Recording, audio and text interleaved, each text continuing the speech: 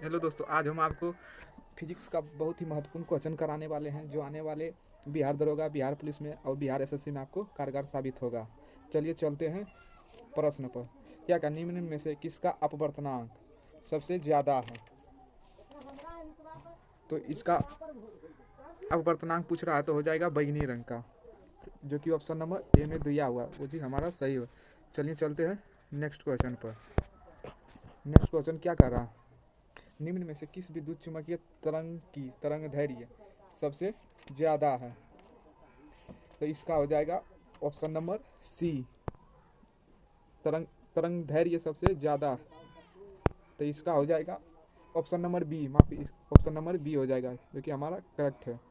चलिए चलते हैं नेक्स्ट क्वेश्चन पर। 3 नंबर देखिए क्या क्या है। प्रकाश की चाल सबसे पहले किसने ज्ञात की थी? ए नंबर है एडिसन, 2 नंबर रोमर, 3 फैराडे और 4 नंबर वेबर। यहाँ पर आप सी कर लीजिए, यहाँ सी। तो इसका हो जाएगा रोमर ने ज्ञात किया था। चलिए चलते हैं नेक्स्ट क्वेश्चन। सरल सूक्ष्मदर्शी में वस्तु को रखा जाता है कहाँ? यानी आपको बताना है कि जो सरल सूक्ष्मदर्शी होता है उसमें 2 उत्तल लेंस का प्रयोग किया जाता है। उसमें वस्तु को कहाँ रखा जाता है? तो उसमें वस्तु को लेंस और प्रकाश के बीच रखा जाता है, क्योंकि ऑप्शन नंबर ए में दिया हुआ है। चलिए चलते हैं नेक्स्ट क्वेश्चन। जब प्रकाश वायु से कांच में जाता है तो आपको बताना है कि उनका तरंग दैर्घ्य बढ़ता है, उनका तरंग दैर्घ्य घटता है, आवृत्ति बढ़ती है कि कुछ नहीं होता है। तो जब प्रकाश वायु से कांच में जाता है तो उसका तरंग दैर्घ्य घट जाता है। चलिए चलते हैं नेक्स्ट क्वेश्चन पर।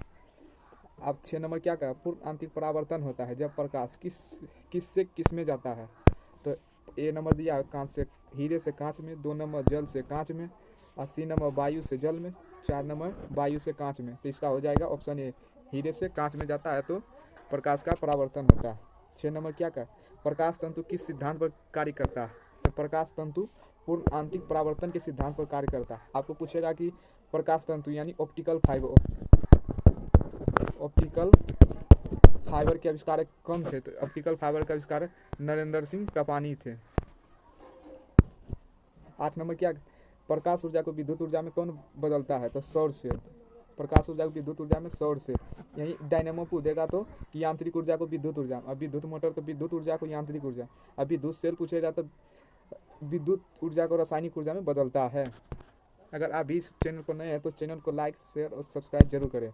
चलिए चलते हैं नेक्स्ट क्वेश्चन। 9 नंबर क्या कर? यांत्रिक ऊर्जा को विद्युत ऊर्जा में बदलता है। इससे पहले भी हमने आपको बोल चुका था कि यांत्रिक ऊर्जा को विद्युत ऊर्जा में डायनेमो बदलता है। चलिए चलते हैं नेक्स्ट क्वेश्चन पर। 10 नंबर क्या? सूर्य के केंद्र का तापमान कितना होता है? तो सूर्य का केंद्र का तापमान होता है 1.5 इंटू 10⁻7 के। चलिए चलते हैं नेक्स्ट क्वेश्चन पर।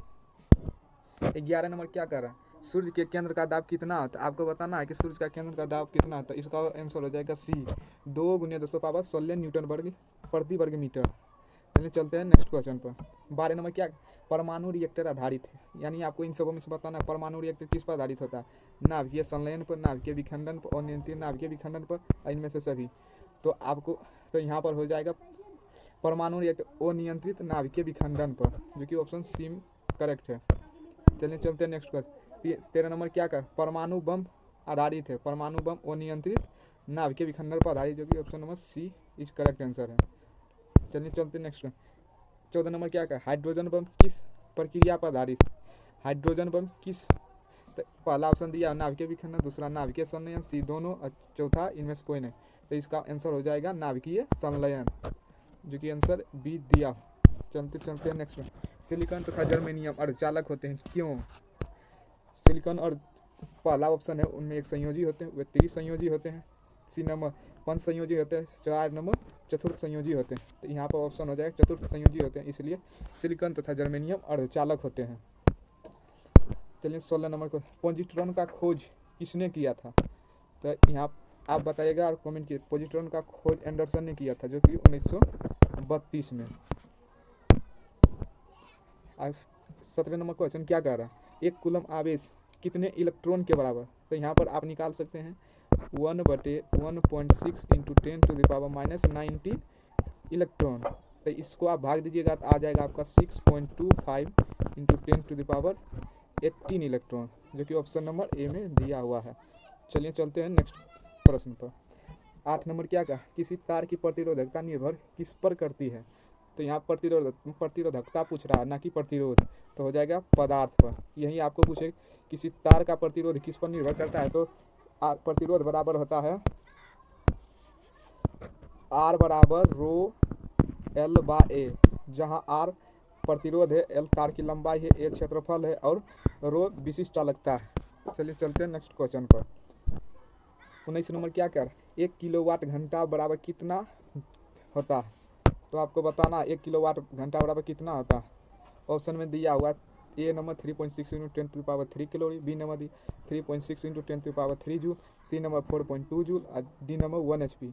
तो यहाँ हो जाएगा 3.6 इंटू 10⁻³ जूल, जो कि 20 करेक्ट है। चलिए चलते हैं नेक्स्ट क्वेश्चन। 20 नंबर क्या कर, मैक संख्या का उपयोग किसी चालक तार निर्धारण के लिए किया जाता है। यानी मैक संख्या किसके लिए किया जाता है, तो हो जाएगा विमानन के लिए। आपको पूछेगा कि मैक संख्या का अति परिभाषा, तो यहाँ पर आप लिखिएगा मैक संख्या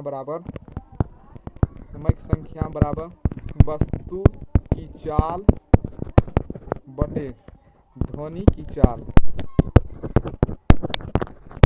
तो इस सूत्र से आप मैक संख्या निकाल सकते हैं। चलते हैं नेक्स्ट क्वेश्चन पर। 21 नंबर क्या कर, एक कार की बैटरी में प्रयुक्त विद्युत अवघट्टी होता है, वो कौन सा अम्ल होता है। तो यहाँ पर पहला ऑप्शन दिया हाइड्रोक्लोरिक अम्ल, जिसका सूत्र होता है HCl। बी नंबर दिया हुआ सल्फ्यूरिक अम्ल,